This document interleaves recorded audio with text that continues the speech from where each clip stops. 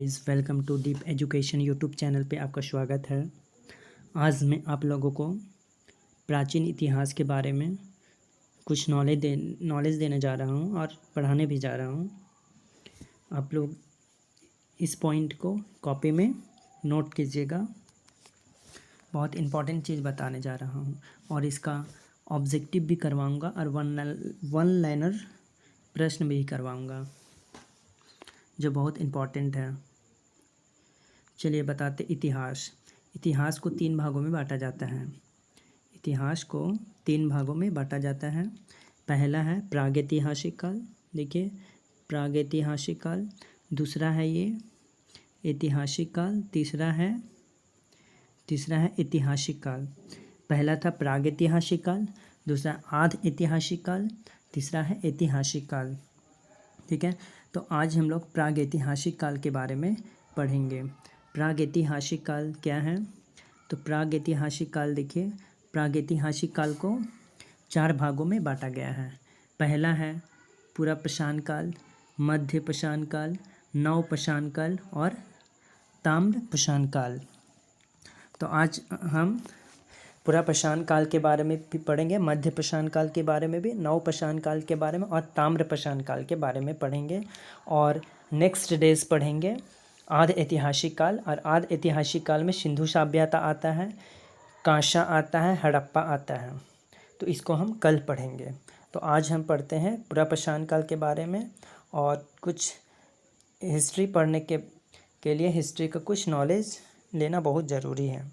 चलिए देखते हैं इसका जनक कौन है, इसको खोज किसने किया है, इस सब के बारे में पहले जान लेते हैं। तो देखिए अतीत का अध्ययन को क्या कहते हैं? अतीत को अध्ययन को क्या कहते हैं? तो इतिहास कहते हैं। अतीत का अध्ययन इतिहास कहलाता है। इतिहास के जनक कौन है? तो इतिहास के जनक हेरोडोटस को कहते हैं। इतिहास के जनक किसको कहते हैं? तो हेरोडोटस को कहते हैं। मानव जाति का पालना अफ्रीका महादेश को कहा जाता है। तो मानव जाति का पालना अफ्रीका महादेश को कहा जाता है। किसको कहा जाता है? तो अफ्रीका महादेश को कहा जाता है। ठीक है, तो अब हम लोग तीसरा पॉइंट पढ़ते हैं। देखिए तीसरा नहीं, चौथा पॉइंट पढ़ते हैं। देखिए, जबकि सभ्यता का पालना एशिया महादेश को कहते हैं। जबकि किसको कहते हैं? जबकि सभ्यता का पालना एशिया महादेश को कहते हैं। इतिहास को कितना खंड में बांटा गया है? तो इतिहास को देखो 3 खंडों में बांटा गया है। 3 खंड में क्या क्या नाम है इसका? तो 3 खंडों में इसका नाम है, क्या क्या है? एक खंड प्रागैतिहासिक काल हो गया, आधि ऐतिहासिक काल हो गया और एक ऐतिहासिक काल हो गया। तो वही अभी हम लोग प्रागैतिहासिक काल के बारे में पढ़ेंगे। तो प्रागैतिहासिक काल के बारे में कुछ नॉलेज ले लेते हैं। देखिए प्रागैतिहासिक काल किसको बोलते हैं? तो प्रागैतिहासिक काल इतिहास का, देखिए यहाँ से पढ़ रहे हैं, इतिहास का वह समय जिसमें मानव लिखना पढ़ना नहीं जानता था। प्रागैतिहासिक काल में मानव पढ़ा लिखा नहीं था। इसकी जानकारी केवल पुरातात्विक साक्ष्य से मिली है। इसके अंतर्गत पाषाण काल को रखते हैं, है ना। यानी कि प्रागैतिहासिक काल के जो मानव लोग थे पढ़ा लिखा नहीं था और इसकी जानकारी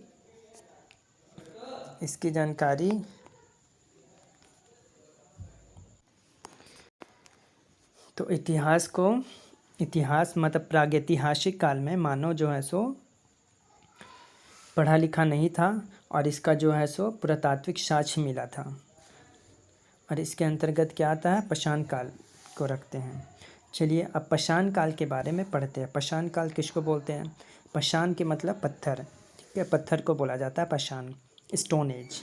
ठीक है, तो स्टोन एज है ना, स्टोन एज के बारे में पढ़ लेते हैं।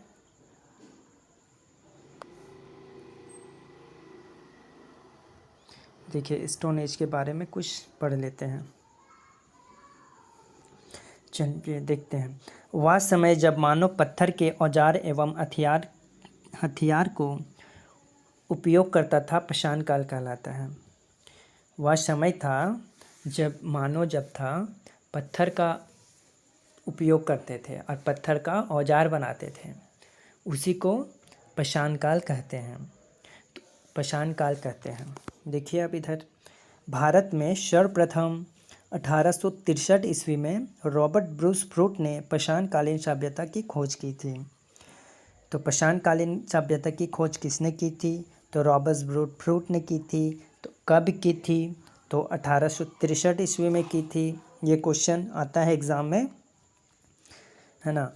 अब चलिए नेक्स्ट पॉइंट पढ़ते हैं। नेक्स्ट पॉइंट क्या है? भारतीय पुरातत्व का पिता सर अलेक्जेंडर कनिंघम है। भारतीय पुरातत्व का पिता कौन है? तो सर अलेक्जेंडर कनिंघम है। भारत का पुरातात्विक संग्रहालय भारत का पुरातात्विक संग्रहालय इंदिरा गांधी मानव संग्रहालय है। तो कौन है? इंदिरा गांधी मानव संग्रहालय है। इंदिरा गांधी मानव संग्रहालय है ना। चलिए आगे पढ़ते हैं इसी के बारे में। मानव संग्रहालय है जो संस्कृति मंत्रालय के अधीन है, जो संस्कृति मंत्रालय का अधीन है। नेक्स्ट पॉइंट, मिलने वाले धातु के आधार पर नामकरण क्रिश्चियन ने किया था। किसने किया था? क्रिश्चियन थॉमस ने किया था। क्रिश्चियन थॉमस ने किया था। ठीक है, मिलने वाले धातु के आधार पर नामकरण किसने किया था? जो धातु मिलता था उसका नामकरण किसने किया था? प्रागैतिहासिक काल में जो धातु मिलते थे उसका नामकरण किया था क्रिश्चियन थॉमस ने किया था। क्रिश्चियन थॉमस ने किया था। अब लिखावट के आधार पर नामकरण जॉन ब्रूस ने किया था। लिखावट के आधार पर नामकरण जॉन ब्रूस ने किया था। लिखावट के मतलब है कि जो पहले जो मानो लोग लिखते, मतलब पढ़ा लिखा तो नहीं था, वो लोग जो है था सो कुछ कुछ चित्र बनाता था पत्थर से कुछ खुरच कर कुछ लिखता था। मतलब कि लिखता नहीं था, मतलब कुछ चित्र बनाता था, उसी को बोला गया लिखावट। तो उसको किसने किया था? उसका पता किसने किया था? जॉन ब्रूस ने किया था। ठीक है, तो अब हम लोग आगे नेक्स्ट पॉइंट पढ़ते हैं पूरा पाषाण काल के बारे में। पूरा पाषाण काल के बारे में, पाषाण काल को 4 भागों में बांटा गया था। तो 4 भागों में पाषाण काल को जो था 4 भागों में बांटा गया था। क्या क्या बांटा गया था देख सकते हैं, इधर हम बताए थे। पूरा पाषाण काल को 4 भागों में बांटा गया था। पहला क्या है? पूरा पाषाण काल, दूसरा है मध्य पाषाण काल, तीसरा है नव पाषाण काल और चौथा है, देख सकते हैं चौथा क्या था? चौथा है आपका पूरा पाषाण काल, मध्य पाषाण काल हो गया, नव पाषाण काल हो गया, चौथा क्या था भाई? चौथा था मेरा, चौथा था ताम्र पाषाण काल। सॉरी, याद आ गया, ताम्र पाषाण काल था। तो अभी हम लोग पूरा पाषाण काल के बारे में पढ़ेंगे। तो पूरा पाषाण काल के बारे में कुछ जानकारी ले लेते हैं हम लोग, है ना। तो पूरा पाषाण काल कब से कब इसका ईस्वी था? तो 20 लाख ईसा पूर्व से 12,000 ईसा पूर्व तक। इस समय का सबसे प्रारंभिक समय था। इस समय के मानव को आदि मानव कहा जाता था। इस समय के मानव को क्या कहा जाता है? तो आदि मानव कहा जाता है। क्या कहा जाता है? तो आदि मानव कहा जाता है। आदि मानव कहा जाता है।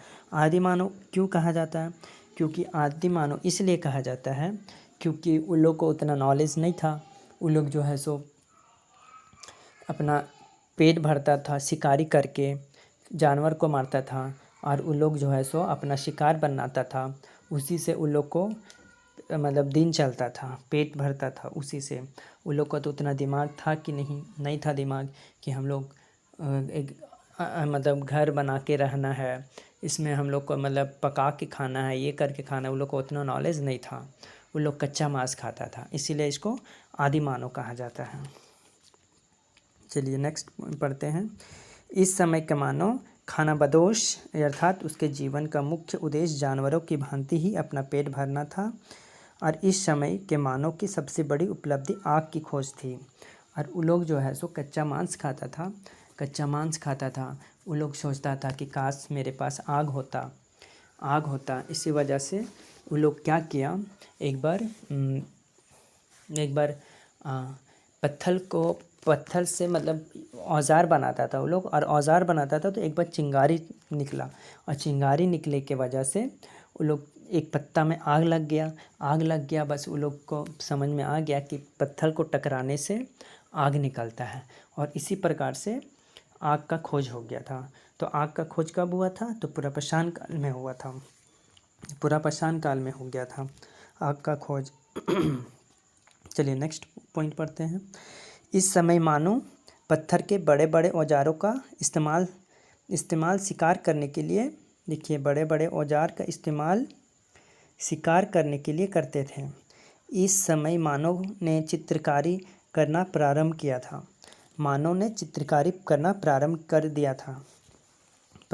था। ठीक है। तो वो लोग जो है सो बड़ा बड़ा पत्थर का औजार बनाता था, बड़ा बड़ा पत्थर था, उसको डंटा में बांधता था और एक आगे नोकीला करता था, और जो भी जानवर दिखता था उसको मार देता था। और मार के सभी जितना भी मानव लोग था, पहले के मानव लोग, वो लोग एक जगह जमा हो जाता था और उसको खाल को वो लोग खा जाता था। अब चलिए नेक्स्ट पढ़ते हैं। भीमबेटका की गुफाओं में पुरापाषाण काल के चित्र देखने को मिलते हैं। तो कहाँ चित्र देखने को मिलते हैं, तो भीमबेटका की गुफाओं में। ये क्वेश्चन पूछा जाता है। भीमबेटका की गुफाओं में पुरापाषाण काल के चित्र देखने को मिलता है, जो मध्य प्रदेश के अब्दुल्लागंज रायसेन में स्थित है। कहाँ स्थित है, तो अब्दुल्लागंज रायसेन में स्थित है। क्या, तो भीमबेटका की गुफा। चलिए नेक्स्ट पढ़ते हैं।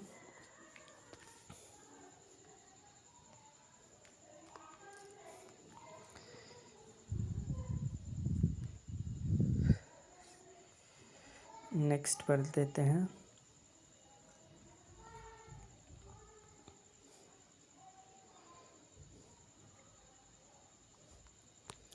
अब हम लोग मध्यपाषाण काल के बारे में पढ़ लेते हैं। किसके बारे में पढ़ते हैं, मध्यपाषाण काल के बारे में पढ़ते हैं। चलिए देखिए मध्यपाषाण क्या है। पाषाण काल हो गया, मध्यपाषाण काल पढ़ते हैं। मध्यपाषाण काल का जो टाइम पीरियड था वो है 12,000 ईसा पूर्व से 10,000 ईसा पूर्व तक, है ना। इस काल के बारे में सर्वप्रथम जानकारी करसाइल ने 1867 ईस्वी में दिया था। तो मध्यपाषाण काल का जो पीरियड था वो था 12,000 ईसा पूर्व से 10,000 ईसा पूर्व, और इसका सर्वप्रथम जानकारी किसने दिया था, तो करसाइल ने 1867 ईस्वी में दिया था। देखते हैं आगे नेक्स्ट। या पुरापाषाण काल के बाद या पुरापाषाण के बाद का काल था। या किस काल के बाद है, तो पुरापाषाण काल के बाद का काल था। इस समय मानव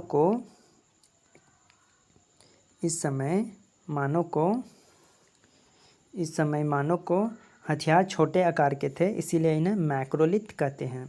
तो मध्यपाषाण काल का एक अदर नाम है मैक्रोलिथ कहते हैं, और इसको मैक्रोलिथ इसलिए कहते हैं, मैक्रो का मतलब छोटा होता है, और छोटा औजार का उपयोग करते थे, छोटा पत्थर का उपयोग किया करते थे लोग, एकदम धारदार बना के एकदम छोटा छोटा एकदम पत्थर को चौक करके वो लोग उपयोग करते थे। और इस समय के मानव के सबसे प्रमुख कार्य अंत्योष्टि कार्यक्रम था। अंत्योष्टि कार्यक्रम था, यानी कि इसका मतलब है अंतिम संस्कार। वो लोग भी जो है सो कोई मरता था तो उसका अंतिम संस्कार करता था वो लोग भी, है ना, तो उसी को बोला जाता है अंत्योष्टि। चलिए नेक्स्ट पढ़ते हैं। इसी काल में मानव के अस्थि पंजर का सबसे पहला अवशेष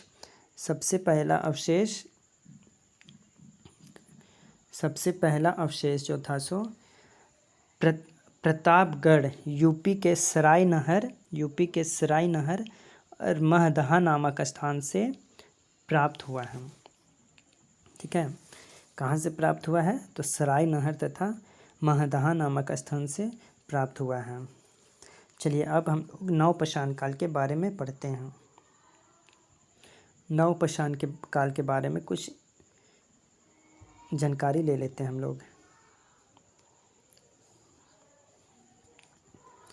देखिए, नवपाषाण काल जो है सो नवपाषाण काल का जो टाइम पीरियड है वो 10,000 ईसा पूर्व से 3,000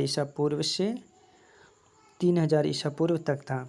इस काल के बारे में सर्वप्रथम जानकारी सर जॉन लुबक ने 1865 ईस्वी में प्रस्तुत किया था।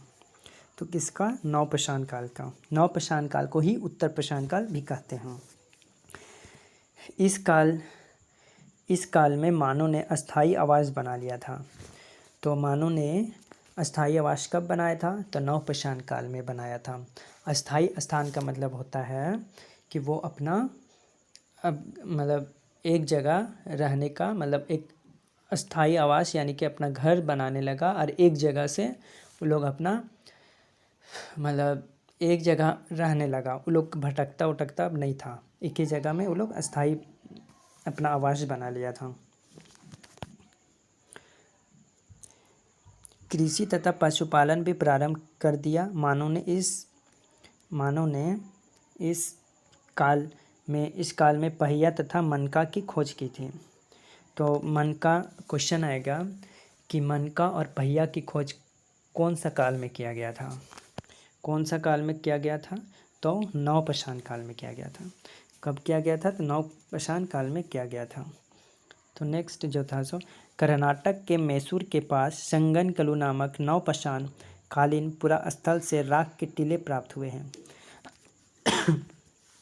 अगर क्वेश्चन पूछेगा कि राख का टीला कहाँ मिला है, तो कहाँ मिला है? संगनकलु नामक स्थान पे मिला है ना। चलिए नेक्स्ट पढ़ते हैं। पशुपालन का साक्ष्य भारत में आदमगढ़ यानी कि एमपी तथा बागोर राजस्थान में प्राप्त हुआ है। पशुपालन का साक्ष्य, पहले पशु को भी पालते थे और पशु को सबसे पहले पशुपालन किया करता था। मतलब पहले जो पशु थे वो कुत्ता थे। कुत्ता को वो लोग सबसे पहले मतलब पालतू जानवर माना जाता है। चलिए अब इसके बारे में हम लोग कुछ मेहरगढ़ में क्या मिला है, बुर्ज़होम से क्या प्राप्त हुआ, इस सब पढ़ लेते हैं। ठीक है, तो मेहरगढ़ में क्या मिला है? यह पाकिस्तान के बलूचिस्तान में स्थित है। यहाँ से सर्वप्रथम 7,000 ईसा पूर्व सुलेमान और किरथर पहाड़ियों के बीच कृषि का साक्ष्य जौ एवं गेहूँ मिले हैं। क्या मिले हैं? तो जौ एवं गेहूँ मिले हैं। तो जो क्वेश्चन आएगा कि जौ एवं गेहूँ कहाँ मिला है, तो मेहरगढ़ में मिला है। और मेहरगढ़ कहाँ है? तो पाकिस्तान के बलूचिस्तान में स्थित है। और कब मिले थे? तो 7,000 ईसा पूर्व में। ठीक है, अब बुर्ज़होम में क्या मिला है? बुर्ज़होम में क्या मिला है? तो बुर्ज़होम है कश्मीर में। यह कश्मीर में अवस्थित है। यह गर्तावास का प्रमाण मिला है। यहाँ के मालिक के साथ कुत्ते को दफनाने का साक्ष्य मिला है। तो बुर्ज़होम में क्या मिला था? मानव के साथ कुत्तों को भी दफनाया जाता था, क्योंकि कुत्ता को लोग पालता था। पहला पशु था कुत्ता। जैसे कि मालिक अगर मर गया तो कुत्ता को भी साथ में दफनाया जाता था। चलिए नेक्स्ट है गुफ कराल। यहाँ से मृद भांड का पहला प्रमाण प्राप्त हुआ है। कहाँ से मृद भांड का पहला प्रमाण प्राप्त हुआ है? तो गुफ कराल से। और कोलडिहिवा से क्या मिला है? कोलडिहिवा से मिला है। यह उत्तर प्रदेश के बेलन घाटी में स्थित है। यहाँ पर चावल का प्राचीनतम साक्ष्य 6000 ईसा पूर्व मिला है। तो क्वेश्चन आता है चावल का साक्ष्य कहाँ मिला है? चावल का साक्ष्य कहाँ मिला है? तो कोल्डिहिवा में मिला है। क्वेश्चन आएगा अभी वन लाइनर क्वेश्चन करवाएंगे, उसमें ये सब सारा प्रश्न देखा जाएगा। चलिए नेक्स्ट पढ़ते हैं।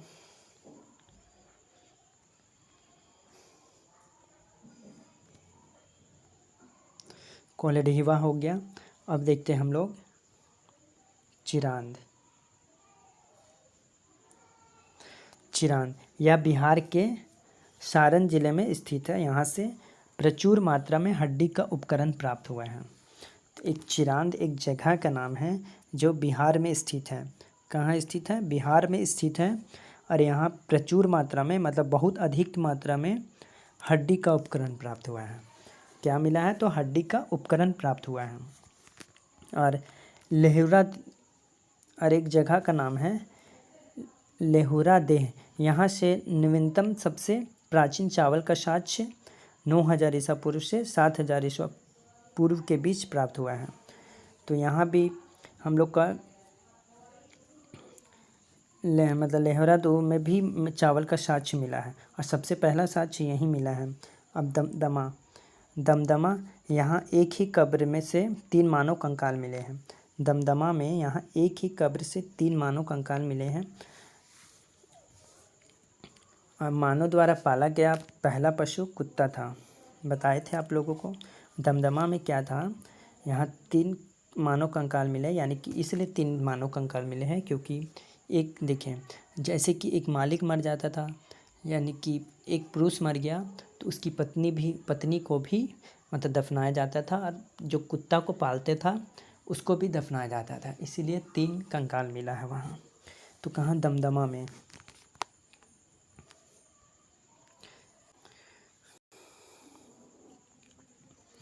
चलिए दमदमा के बारे में हो गया। ताम्रपाषाण काल के बारे में पढ़ते हैं।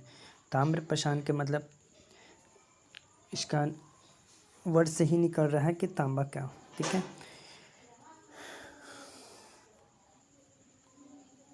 ताम्रपाषाण काल के बारे में हम लोग पढ़ लेते हैं।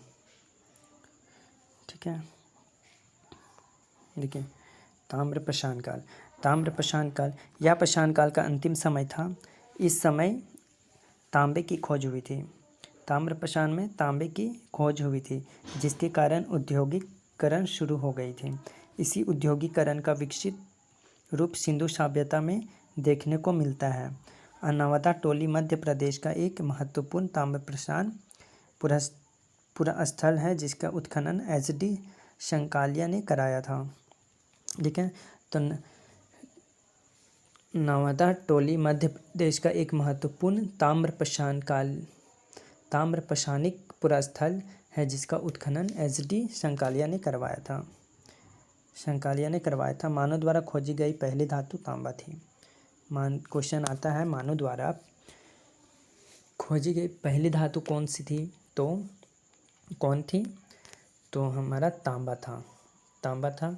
चलिए अब हम लोग वन लाइनर प्रश्न पढ़ लेते हैं। ठीक है, अब हम लोग बहुत इम्पॉर्टेंट चीज़ बता रहा हूँ, ये हम लिख लीजिए और नोट्स बना लीजिएगा। ठीक है, जो हम सब्जेक्टिव पढ़ाएं उस पर आप अगर नहीं भी ध्यान दिए होंगे उससे कोई मतलब नहीं है, लेकिन वन लाइनर क्वेश्चन आपका पढ़ना बहुत ज़रूरी है। चलिए हम लोग स्टार्ट करते हैं। इतिहास का जनक किसे कहा जाता है? तो हेरोडोटस को कहा जाता है, बताए थे। भारतीय पुरातत्व का पिता किसे कहा जाता है? तो अलेक्जेंडर कनिंघम को कहते हैं। भारतीय पुरातत्व का पिता किसे कहा जाता है? तो अलेक्जेंडर कनिंघम को कहते हैं। मानव द्वारा पाला गया प्रथम जानवर कौन सा था? तो कुत्ता था, बताए थे। किस काल को मैक्रोलिथ कहा जाता था? तो मध्यपाषाण काल को कहा जाता था, है ना। किस काल को मैक्रोलिथ कहा जाता था? तो मध्यपाषाण काल को कहा जाता था। किस काल में मानव अखेटक था यानी शिकारी था? तो पुरापाषाण काल में था। पुरापाषाण काल वो जो था फर्स्ट वाला जो बताए थे वही है पुरापाषाण काल। किस स्थान से पहली बार चावल का साक्ष्य मिला है? तो इलाहाबाद के कोल्डिहिवा में मिला था 600 ईसा पूर्व, याद है ना। हाँ वही। ठीक है, मानव द्वारा खोजी गई सबसे पहली धातु कौन थी? तो तांबा थी, बताए थे। ठीक है, सबसे पहले कृषि के प्रमाण कहाँ पर देखने को मिला है? तो मेहरगढ़ में मिला था, मेहरगढ़ में मिला था। सबसे पहले चावल का साक्ष्य कहाँ पर देखने को मिला है? तो कोलडिहवा में मिला था। ठीक है। आग का आविष्कार किस काल में हुआ था? तो पुरापाषाण काल में हुआ था, बताए थे। पहिए का आविष्कार किस काल में हुआ था? तो नवपाषाण काल में हुआ था, है ना। भीमबेटका की गुफाएं किसके लिए प्रसिद्ध हैं? तो भीमबेटका की गुफाएं किसके लिए प्रसिद्ध है? तो गुफाओं के शैल चित्र में, बताए थे। भीमबेटका में चित्रकला मिला था, चित्र मिला था। जो पहले के जो मानव लोग थे, जो पत्थर से जो खुदर के जो चित्र बनाता था, वो कहाँ था? तो भीमबेटका में था। राग का टीला किस नवपाषाणिक स्थल से संबंधित है? तो संगनकल्लू, बताए थे आप लोगों को, संगनकल्लू। रॉबर्ट ब्रूस फ्रूट थे, तो कौन थे? रॉबर्ट ब्रूस फ्रूट थे, तो भूगर्भ वैज्ञानिक एवं पुरातत्वविद, है ना, वो भी बताए थे हम आप लोगों को। चलिए नेक्स्ट पढ़ते हैं। नेक्स्ट क्या बताए थे आप लोगों को? हड्डी से निर्मित आभूषण प्राप्त में मध्यपाषाण काल के संदर्भ में प्राप्त हुआ है, तो महदहा से। कहाँ से? महदहा। हड्डी से निर्मित आभूषण प्राप्त में मध्यपाषाण काल के संदर्भ में प्राप्त हुआ था, तो महदहा से। किसको चालकोलिथिक युग भी कहा जाता है? तो ताम्रपाषाण युग को, है ना। कोपेनहेगन संग्रहालय की सामग्री से पाषाण, कांस्यम और लोहे का युग का त्रियुग विभाजन किया था। तो जो 3 खंड में जो भागा, मतलब बांटा था, उसी को बोला जाता है त्रियुग विभाजन किया था, है ना। कोपेनहेगन संग्रहालय की सामग्री से पाषाण, कांस्यम और लोह युग का त्रियुग विभाजन किया था। थॉमस ने किया था। किसने किया था? थॉमस ने किया था। एक ही कब्र से 3 मानव कंकाल निकले थे, तो कहाँ से निकले थे? दमदमा से, जो बताए थे आप लोगों को। भीमबेटका की गुफाएं कहाँ स्थित है? तो अब्दुलगंज रायसेन से, अब्दुलगंज रायसेन से अब्दुलगंज रायसेन से, है ना। भारतीय पुरातात्विक सर्वेक्षण किस मंत्रालय के अधीन है? तो संस्कृति।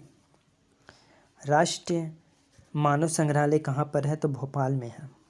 राष्ट्रीय मानव संग्रहालय कहाँ पर है? तो भोपाल में है। सब याद कर लेना है और नोट्स बना लेना है। गैरिक मृदभांड पात्र ओशीपी का नामकरण हुआ था, तो हस्तिनापुर में। गैरिक मृदभांड पात्र का नामकरण हुआ था, तो हस्तिनापुर में। उत्खनित प्रमाणों के अनुसार पशुपालन का प्रारंभ हुआ था, तो मध्यपाषाण काल में। मध्यपाषाण काल के प्रसंग में पशुपालन के प्रमाण कहाँ मिले वह स्थान है आदमगढ़ में। खदानों की कृषि सर्वप्रथम प्रारंभ हुई थी, तो नवपाषाण काल में हुई थी। कब हुई थी? नवपाषाण काल में हुई थी। नवपाषाण काल में हुई थी। भारत में मानव का सर्वप्रथम साक्ष्य कहाँ मिलता है? तो नर्मदा घाटी में। अब मानव द्वारा सर्वप्रथम प्रयुक्त अनाज था, तो जौ था। क्या था? जौ। भारतीय उपमहाद्वीप में कृषि का प्राचीनतम साक्ष्य प्राप्त हुआ है, तो लहुरा देव से। किस एक पुरास्थल से पाषाण संस्कृति से लेकर हड़प्पा सभ्यता तक के संस्कृति अवशेष प्राप्त हुए? तो मेहरगढ़ में। कहाँ हुआ है? मेहरगढ़ में। मेहरगढ़ में। अब ज़्यादा नहीं है, ये अब कंप्लीट हो जाएगा।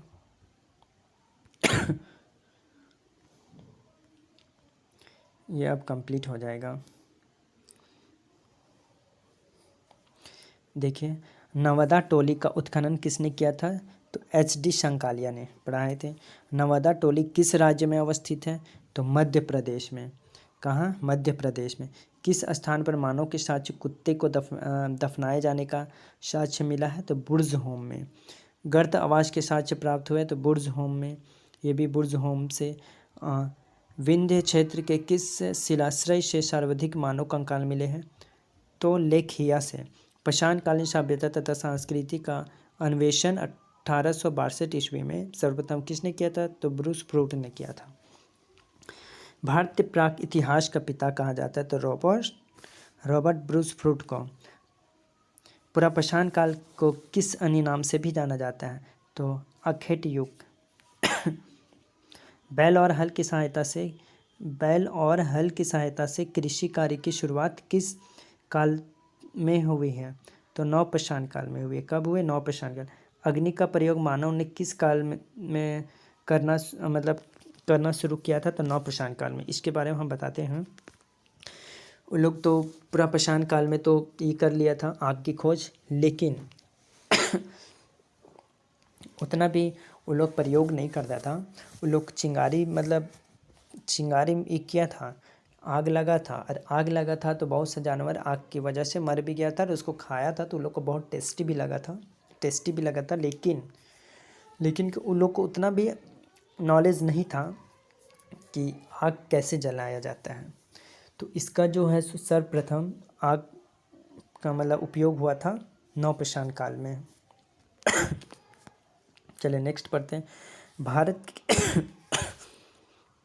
भारत के किस स्थल से नवपाषाण काल की संस्कृति के प्राचीनतम साक्ष्य प्राप्त हुआ तो मेहरगढ़ में।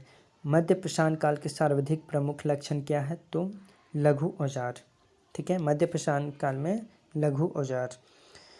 और व्यापक उत्खनन के बाद मध्यपाषाण काल की मानव अस्थियां किस क्षेत्र से प्राप्त हुई है तो गुजरात से।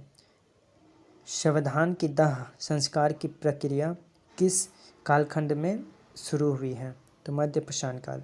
मध्यपाषाण काल में प्रयुक्त होने वाले उपकरण बहुत छोटे होते थे तो इसीलिए इन्हें क्या कहते थे तो मैक्रोलिथ कहा जाता था। मध्य प्रदेश में आजमगढ़ और राजस्थान में बागौर प्रस्तुत करते हैं तो पशुपालन का प्राचीनतम साक्ष्य। इस काल में मानव के अस्थिपंजर शारीरिक प्रारूपों का सबसे पहला अवशेष स्थानों से प्राप्त हुआ है तो प्रतापगढ़ जो उत्तर प्रदेश के सराय नहर तथा महदहा से है। चलिए थैंक यू। मेरे चैनल को सब्सक्राइब कीजिएगा और लाइक कीजिएगा और कमेंट भी कीजिएगा। अगर अच्छा ना लगे तो हम और अच्छा से वीडियो बनाएंगे, क्योंकि मेरे पास तो उतना उपकरण भी है नहीं, इसी वजह से हम जैसे तैसे बना रहे हैं। ठीक है, तो थैंक यू।